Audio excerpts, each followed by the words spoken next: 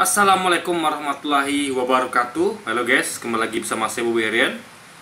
Kali ini saya mau komentari ya. Ada salah satu komentar di kolom komentar video saya ya di channel YouTube saya, yang judul video itu adalah benarkah Indonesia merdeka karena para dukun. Nah, di situ ada akun My Ambition. Jadi ini kan karena channel kita adalah channel edukasi. Nah, sini akan saya jelaskan. Jadi jangan sampai nanti ada fitnah-fitnah yang karena mereka ini nggak ngerti guys. Makanya saya coba kasih mengerti gitu kan. Karena kita kan memang adalah channel edukasi gitu loh. Ya gini. Dia mengatakan ya Indonesia dan negara-negara yang pernah dijajah oleh Jepang pada zaman imperium kolonialnya itu merdeka karena berkat Amerika Serikat yang telah menghantam Nagasaki dan Hiroshima. Ya kan? Di situ malah benci Amerika entah karena negaranya non muslim dan sebagainya. Oke. Ini akan kita jelaskan guys ya. Jadi ini kayaknya juga tuduhan ya kan? Tuduhan. Sekaligus ini adalah mungkin ya karena ketidaktahuan, jadi mungkin juga di sini kita perlu klarifikasi biar paham gitu kan. Nah, karena kita adalah channel edukasi. Jadi gini guys. Kita perlu tahu dulu ya bahwa itu Amerika membom atom Nagasaki dan Hiroshima itu adalah bukan dalam hal untuk memerdekakan Indonesia. Ingat, tujuan Amerika membom Hiroshima dan Nagasaki adalah untuk balas dendam karena Jepang telah membom pangkatan perang mereka yang di Pearl Harbor. Di sebelum kejadian pemboman atom Hiroshima dan Nagasaki itu pangkatan Amerika itu di Pearl Harbor dibom dulu sama Jepang. Itu dibom oleh pasukan kamikaze kalau salah saya lupa nama pasukannya. Ya, pasukan yang dari barisan pesawat yang memang pasukan berani mati, guys. Jadi mereka tuh memang disiapkan untuk mati.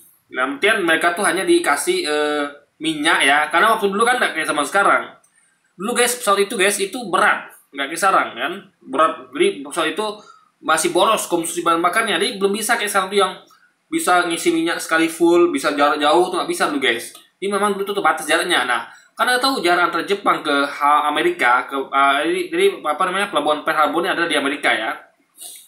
Dari Jepang ke Amerika tuh harus melintasi samudra guys, samudra Pasifik kalau saya nggak salah kan. Jauh jaraknya, jadi kapasitas tangki pesawat Jepang ini nggak cukup untuk pulang balik guys, nggak cukup pada waktu itu ya. Pesawat pembom pada waktu itu nggak cukup untuk pulang balik juga. Karena kenapa? Karena pesawat Jepang tuh diisi dimuat di loading ibaratnya membawa meng-carry atau membawa bom-bom untuk jatuhkan di pangkalan perang Amerika ini di Pearl Harbor gitu, sehingga tambah berat pesawatnya, sehingga itu akan membuat bensinnya makin bahan bakarnya bukan bensin ya, bahan bakarnya lebih boros gitu, jauh lebih boros. Nah, makanya memang disiapkan untuk pasukan mati. Jadi mereka tugasnya hanya untuk menyerang pangkalan itu, membom, habis itu sudah kehabisan bahan bakar, bisa balik lagi ke negaranya gitu kan. Nah, jadi dan karena itu mereka marah dan Amerika langsung melakukan bom atom kepada Jepang, yaitu Hiroshima dan Nagasaki, kotanya dua kota itu kan.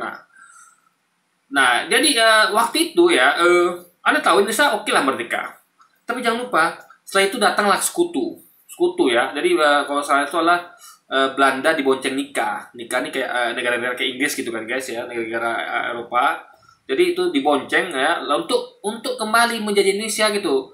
Jadi sebenarnya waktu itu Indonesia belum benar-benar merdeka ketika Jepang itu dibom atom itu kan, belum benar-benar merdeka. Karena kemerdekaan itu masih berusaha untuk direbut kembali oleh Belanda, gitu, oleh sekutu gitu ibaratnya kan. Nah, lalu apa yang terjadi? Para pejuang kita memperjuangkan kemerdekaan itu, ya kan?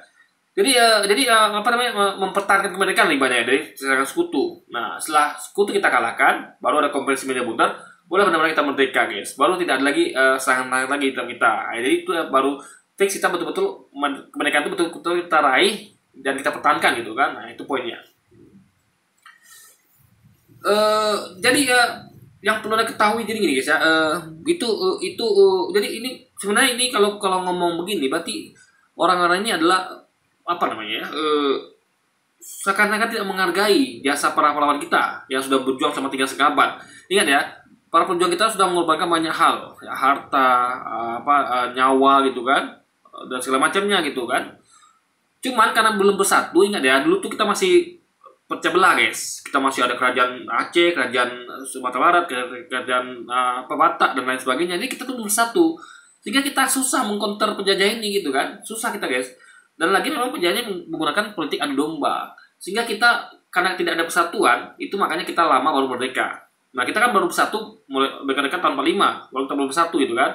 Walau kita bentuk negara Indonesia, sebenarnya kita belum bersatu. Nah jadi jangan nafikan perjuangan para pahlawan, gitu kan. Nah, dan perlu diingat selama periode itu tentu perjuangan para pahlawan itu telah menggerus dari kekuatan para penjajah. Jepang itu ada perlawanan guys, dari para pejuang ada perlawanan, makanya Jepang tuh melemah. Coba Anda bayangkan ya, kalau Jepang di Indonesia tapi kita nggak ada berjuang, nggak ada melawan Jepang, tentu Jepangnya tidak tidak perlu meletakkan tentara di sini terlalu banyak gitu. Dia bisa fokuskan pada tentaranya di daerahnya aja gitu untuk menjaga negara dia gitu kan. Nah, tapi kan tidak. Jadi dengan adanya bukan di Indonesia ya, di daerah jajahan lain ya Jepang itu kan, setiap tempat yang dijajah itu adalah ada pahlawannya, ada pejuangnya untuk melemahkan kekuatan penjajah. Jadi para orang lokal itu tidak hanya diam saja gitu ketika dijajah, dan itu melemahkan kekuatan Jepang dan Belanda pada waktu itu. Sehingga dengan lemahnya kekuatan pada waktu itu, tentu mereka akan susah untuk mengcounter musuh yang baru namanya Amerika gitu kan. Nah, makanya karena mereka waktu itu kan memang perangnya sama Jepang gitu. Jadi Amerika bisa fokus. Kalau Jepang kan tidak. Selain menghadapi Amerika, dia juga harus menghadapi negara jajah gitu kan. Perlawanan dari para pejuang di daerah jajahnya. Jadi itu perlu diketahui, yang perlu dipahami ya. Nah, lalu yang kedua, dia mengatakan di situ malah benci Amerika. Entah karena negara non-muslim dan sebagainya. Jadi gini guys ya, kita tidak pernah membenci suatu negara, nggak pernah ya. Kita nggak pernah membenci Cina, nggak pernah membenci Amerika, nggak pernah membenci Eropa, membenci Italia, membenci negara nggak pernah ya. Yang kita benci adalah perbuatan orang-orang atau pemerintahnya ya. Contoh ya, gimana Anda bisa nggak benci ketika mereka menjatuhkan bom? Saya tanya dengan logis ya, coba jawab dengan logis. Bagaimana bisa Anda tidak benci kepada mereka yang telah membunuh jutaan manusia yang ada di Hiroshima dan Nagasaki dengan bom atom? Anda nggak benci dengan perbuatan itu? Berarti Anda bukan manusia. Karena manusia manapun pasti benci biar ada suatu pemerintahan ya, pemerintahan ya, bukan negara Amerika ya. Karena negara itu ya tidak melakukan apa-apa guys. Yang melakukan itu adalah pemerintahannya gitu loh, atas nama negara gitu kan. Jadi pemerintahnya itu melakukan menyatukan bom nuklir kepada yang membinasakan banyak orang di Jepang dan di Jepang itu di Hiroshima dan Nagasaki. Gimana nggak benci dengan perbuatan Amerika itu? Lalu juga perbuatan pemerintah Amerika ya, yang kita ingat ya, kita kan orangnya kita benci ya, tapi perbuatannya guys, kayak membatasi orang Muslim masuk ke Amerika, itu juga kita benci. Kenapa begitu, harus begitu gitu ya kan? Lalu diskriminasi gitu kan, juga banyak di sana tuh orang-orang Muslim. Ada tahu ada kejadian kan, penyerangan terhadap orang Muslim gitu kan, pembulian terhadap orang-orang Muslim di Amerika. Itu terjadi. Jadi itu kita benci kelakuannya guys. Kita tidak ada masalah sama negara Amerika dengan negara Cina, nggak ada. Tapi kelakuan dari orang-orang dan pemerintahnya gitu. Nah, itu yang perlu diketahui. Bukan karena mereka non Muslim, bukan ya. Kalau kita benci Amerika karena mereka negara non Muslim ya, kenapa kita nggak benci Singapura? Kenapa kita nggak benci Australia? Kenapa kita nggak benci semua negara Muslim lainnya? Benci India segala macam? Kan logikanya kan gitu. Kalau aslinya itu adalah hanya karena itu negara non-Muslim. Bukan. Kita bukan membenci karena negara non-Muslim, bukan. Tapi karena kelakuannya, perbuatannya. Jadi kita bukan hanya benci pada kelakuan Amerika yang membom atom di Hiroshima dan Nagasaki. Kita juga benci dengan kelakuan Amerika yang menyerang Irak. Anda tahu pemerintah Amerika telah berbohong mengatakan bahwa Irak itu Saddam Hussein punya senjata pemusnah massal. Faktanya kan bohong, nggak terbukti gitu kan. Itu hanya alasan dia untuk menyerang, dan terbukti ketika sudah hancur Irak kan, udah kolaps Saddam Hussein ya, terfitnah sama Amerika, terbukti tidak ada senjata pemusnah massal. Itu kan Anda kalau benci Anda serang guys, itu berarti Anda tidak manusiawi gitu. Anda soalnya benci kepada kebohongan, kepada fitnah, Anda soalnya benci kepada tindakan brutal menjatuhkan bom atom, maksudnya anda benci, gitu kan? Kecuali kalau perangnya memang perang gentleman, memang pasukan dan pasukan, itu silakan. Tapi kalau udah pasukan melawan sipil, itu sudah nggak bisa, kita nggak benci guys. Kita wajib membenci melakukan seperti itu. Gunanya itu apa? Agar kita menjauhi kita dari hal seperti itu. Kalau kita tidak benci, takutnya kita akan akan mendekati perbuatan seperti itu, dan kita akan melakukan hal sama gitu. Makanya untuk benci itulah agar kita menjauhinya gitu, dan agar kita terus semangat untuk main agar jangan melakukan hal seperti itu gitu guys. Nah, jadi bukan hanya kelakuan pemerintah Amerika, juga misalnya kelakuan kayak mana ya, kayak pemerintah Cina, bagaimana mereka itu berbuat kepada Muslim Uighur gitu kan, atau kepada pemerintah Israel, bagaimana mereka tuh menjajah Palestina gitu. Kita nggak benci sama orang Israel, tidak benci kita, tapi sama pemerintahnya, sama orang-orang yang memusuhi dari warga Palestina gitu guys. Jadi itu poinnya ya. Jadi nggak benar kalau kita itu benci negara Amerika ya, bukan. Kita nggak benci negara Amerika, tapi kita benci kelakuan orang-orangnya, bukan hanya orang Amerika, semua orang ya, dari suku manapun, dari agama, bahkan dari agama Islam sendiri pun kita benci kalau dia melakukan perbuatan maksiat gitu. Kita benci bukan orangnya, tapi perbuatannya gitu kan. Nah, bukan karena non muslim guys, bukan. Jadi kita nggak ada urusan sama non muslim, nggak ada. Jadi bukan anda non muslim lalu kita benci, nggak ada masalah. Anda non muslim silakan, kita cinta kepada anda sebagai sama manusia. Tapi kalau anda melakukan perbuatan menyimpang, maksiat, ya kita benci perbuatan anda, bukan sama orangnya gitu. Nah, karena kita benci yang perbuatan itu, kita akan berusaha untuk mengingatkan anda, nasihatin, janganlah begitu, itu maksud kan gitu. Di video saya kan selalu begitu. Jangan lagi non muslim di video saya, di konten video saya, yang muslim pun saya nasihatin kan.